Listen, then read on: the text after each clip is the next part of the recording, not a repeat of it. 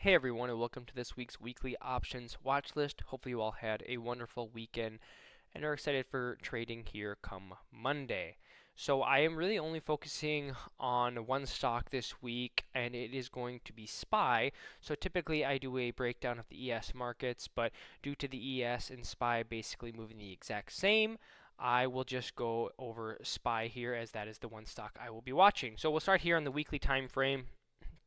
If we zoom in a little bit, zoom out a little bit, we can see that we are in a nice strong downtrend still, following this channel here where it has touched now 3 times to the upside and a couple times to the downside. With the strong push last week, I do think there is potential for a retest of this upper channel this upcoming week potentially, or in the following weeks to follow. It is nice to also see that the bearish momentum on the squeeze histogram is going away, so that could also give it a nice momentum push to that upper channel as well.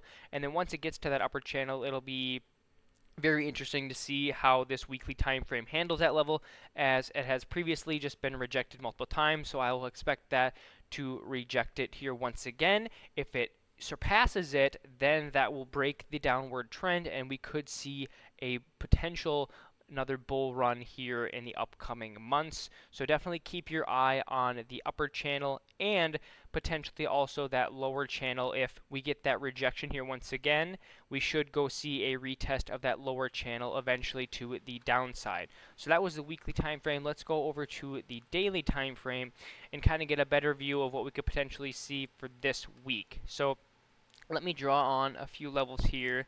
We have one right here, and then we have one right there. So what these levels are gaps that have yet to be filled. We have one to the upside around that 408 region, and then we have the one that was created last week with the huge spike up at that 381 region.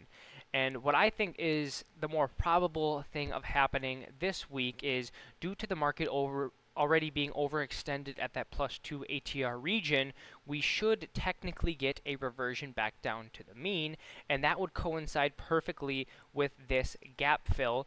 And once that level is hit and we can continue to hold that 21 EMA, I do think then we could make a push back up into first that upper channel, and then also into this gap fill. You can see where they kind of cross over right here. I think that would be a very interesting level on the market if it can hit that. And as I said before, I think it potentially could get rejected once again and go back down to the lower end of the channel.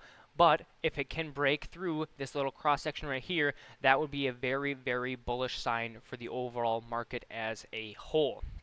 So that's kind of my breakdown of what I'm looking at in SPY for this coming week. But now if we go to actually Monday, I'll give you guys some key levels that I am looking at for this upcoming week. So I like to trade pivots, and usually I don't give these out because I calculate them all myself. But luckily, today I'm going to give you guys all of these. I give them out to our group every single day. So if you'd like to get these levels every single day, you can come join our group. Just leave a comment down below and I can get you more information about that. But here are the key levels that I am looking at for the upcoming Monday. And we can see that our pivot level, which is our most important level right here, is at 397. And then we have our levels based off of that. Typically, if the market is trading above its central pivot, it is more bullish. And if it is below, it is more bearish. So just keep your eyes on that. But hopefully this gives you all a few other things that you can keep your eyes on within SPY, and a few other levels that you can jot on your charts as well. And let's go out there on Monday and start making some money, everybody.